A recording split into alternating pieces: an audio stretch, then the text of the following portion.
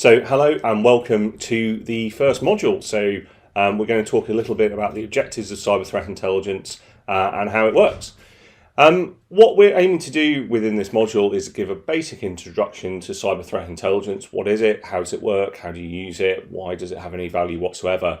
Then we're going to look a little bit more detail on how organisations go about using cyber threat intelligence, and we're going to introduce some concepts and some frameworks around that. And finally, we're going to look about your role as a cyber threat intelligence analyst, so a CTI analyst. So it's meant really as a sort of introduction to this module and the rest of the course. So what is cyber threat intelligence? And that's a totally valid question to be asking. Top tip, have an answer for it, because most of the people that you meet will not know what cyber threat intelligence actually is. And right from the get-go, there's no one single answer. I don't see that as a problem at all. I think it's much better to just have a rigorous answer for what you believe it is than have an exhausted answer for what everybody else thinks it is. So it's important to say that CTI, cyber threat intelligence, or CTI, is many different things to many different people. And a lot of these viewpoints are quite strident. For some people I've met, they simply say cyber threat intelligence is purely a data feed of indicators of compromise that they can put into their firewall systems, and everything else is not cyber threat intelligence. I respectfully disagree with that viewpoint. I'd say it's something a bit more than that, but nonetheless, just to signal right from the get-go, it's a debated topic. So it can be, some people can say it's just feeds of indicators, some people can say no, it's thematic reporting, and others will say come up with different definitions, sort of like structured analysis of the threat. What I would say is none of these are wrong in my view at all. In fact, I have a very broad definition of what I think cyber threat intelligence is, and I think it incorporates all of these very valid viewpoints. I think it's important as well, the old analogy goes, if you're pointing at the moon, don't look at the end of your finger, look at the moon, otherwise you'll miss out on the celestial glory. I think that's actually really, really important. And I've sort of always thought this about threat intelligence work and things like that. It's far better to have a good understanding of what it does rather than what it is. That's just my viewpoint. However, to dig into things a little bit more detail, cyber threat intelligence and intelligence work in general is really about two core things, whether it's cyber intelligence or counterterrorism or any of the other allied threat intelligence disciplines. It's really about this idea of an attacker and a defender. So the attacker is doing something to the defender that the defender has not consented to. That's what makes them an attacker, in my view. And our job is not to mount the defence. We're not there making the decision about the defence that the defender is making. We're just advising them on what is the best defence against the attacker. I would say that cybersecurity is really always a defensive activity. You do see talk about going on the offensive and people using offensive strategies. So, for example, identifying who the attackers are so law enforcement can go and arrest them. That is much more of a proactive strategy. However, I would argue that that's actually on the fringes of what cybersecurity is. I would say cybersecurity at its core is always about defense. Therefore, threat is always about attack within the context of CTI. So we're there being almost the voice of the threat. And what we're doing is helping the defender move at the speed of the threat to defeat that threat through a defensive posture. Another thing to think about as well is you're giving advice to a defender, but what's behind that advice? Taking it right back down to the simplest method, I suppose, is you could just flip a coin and say, this is what I've come up with, and this is what I would recommend that you do. I don't recommend you do that at all. That wouldn't be professional. But hopefully you see what I'm saying here is actually there's many different methods and structures that sit behind the advice that you actually give. And for me, cyber threat intelligence in this course is actually about building this very dense lattice work of frameworks, corporate knowledge, your own experience into something that means that the advice that you're giving to your defender is actually credible, that you're actually telling them something that's going to help them make a better defense than if you were there.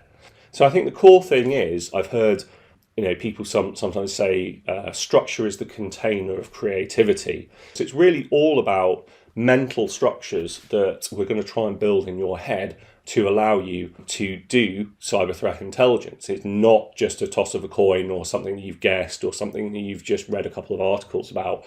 You've got some kind of structured thought behind what you're doing that you can then produce, hopefully, a better analysis of that structure. So turning to another point when we're thinking about what is cyber threat intelligence, it's fundamentally about people interacting with people, so the attacker and the defender.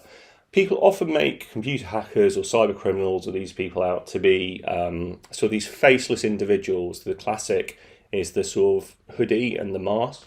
And I think that does them a real disservice. These people are people and they've made choices with their lives, often through circumstances that they've had no real kind of control over. And they're pursuing goals like all of us. They have hopes, they have aspirations. Some of them are pretty questionable, morally questionable individuals, but nonetheless, they're still people like you and me. And so is the defender as well. The defender who you're working with, yes, they might have the title Chief Information Security Officer, but they go home to their families every night as well. They worry about their job. They worry about what they're doing as well.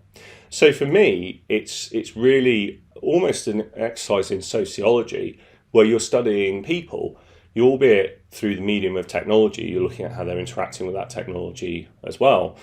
Other people totally take a different approach. Some data scientists I know just look at the data. And that's all they're interested in. And that's absolutely fine. But the point to note at this point is there's plenty of room to maneuver for you within that space. And you can approach this field and be successful within this field using a number of different approaches. For me, to give a definition of what cyber threat intelligence is, at its core, I think it's a structured analysis of the threat, of the cyber threat.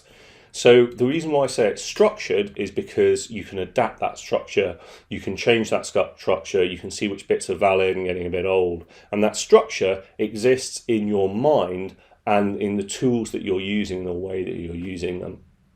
And there's one concept that we're going to come across time and time and time again during this course, and that's the idea that intelligence work is actually an art, a craft, and a science, and it's all three together. And different aspects of intelligence work lean more towards each of those disciplines. Sometimes there's just an art to what you're doing. Sometimes you see something and you just know. Other times you don't, and you have to apply the craft of intelligence work to get any kind of answer. And sometimes it's just about the science of it and crunching through data and things like that.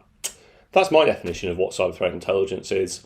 So now I want to get a little less philosophical and get a bit more practical on cyber threat intelligence and where it sits within the wider security and business landscape. So even though I've worked in the public and private sector, what I'm really talking about here is CTI within the private sector context, so the Western private sector context that I've been working in for the last decade or so and seen it growing within that context. So as you're probably aware, cyber threat intelligence is an emergent field within cybersecurity. Now that's the key thing, emergent. We were not first to the party, okay? People were doing cybersecurity long before they started talking about cyber threat intelligence, let alone seeing the value within it.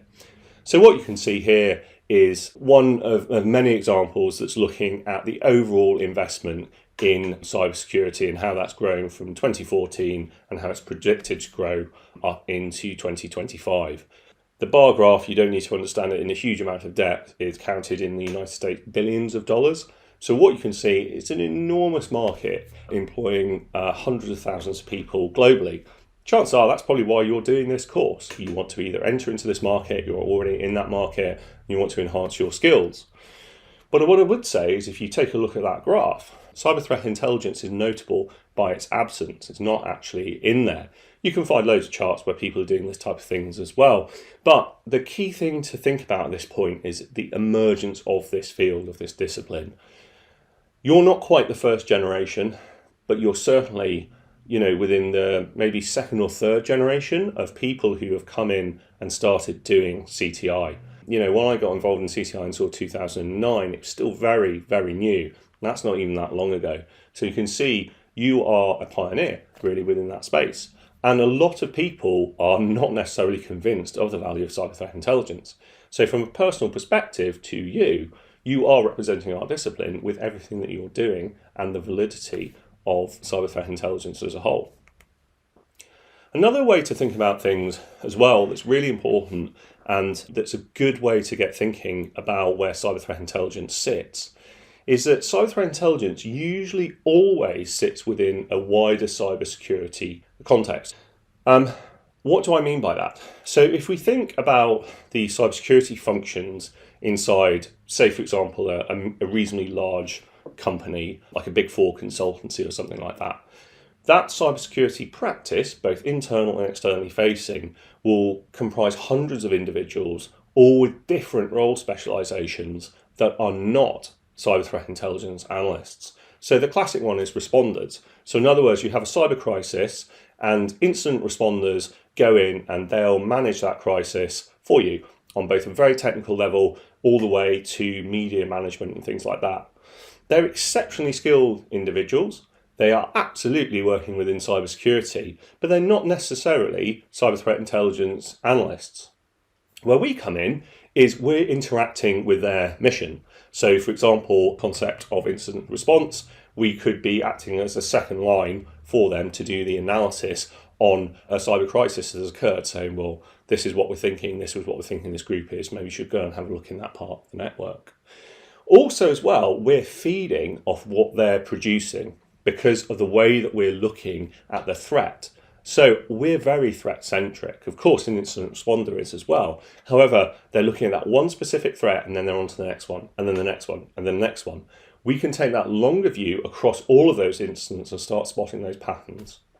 And that's just one example of how we can interact with another part of the cybersecurity practice. There's many others. So for example, SOC analysts, security operations centers, some know about CTI, some have got no idea whatsoever. And we're interacting with those other professionals within that practice to enhance their mission and enhance our own objectives about understanding the threat.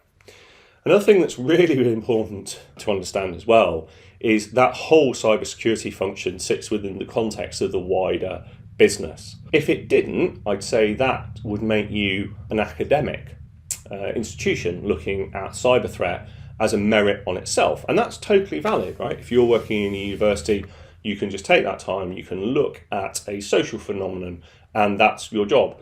However, within the context of commercial cyber threat intelligence, we're always that smallest piece of the puzzle. So you might be working for a company that makes cars, for example. You might be working for a consultancy, you might be working, most typically, for a bank. None of those organisations I've just listed there rely on producing cyber threat intelligence. They're not selling it, they're not vending it. Right? But what they're doing is they're using cyber threat intelligence within their security posture to stop a disruption to their core activity. So producing cars, producing money, or whatever banks do, things like that. You could be working for a cyber threat intelligence provider. So your be all and wherewithal in life is just produce cyber threat intelligence all day long. But nonetheless, you have customers, right? You don't exist in isolation. You're pushing it out to those customers and you're acting as an adjunct to their cybersecurity function. That's obviously fairly simple, but I think it's just really important to state that up front.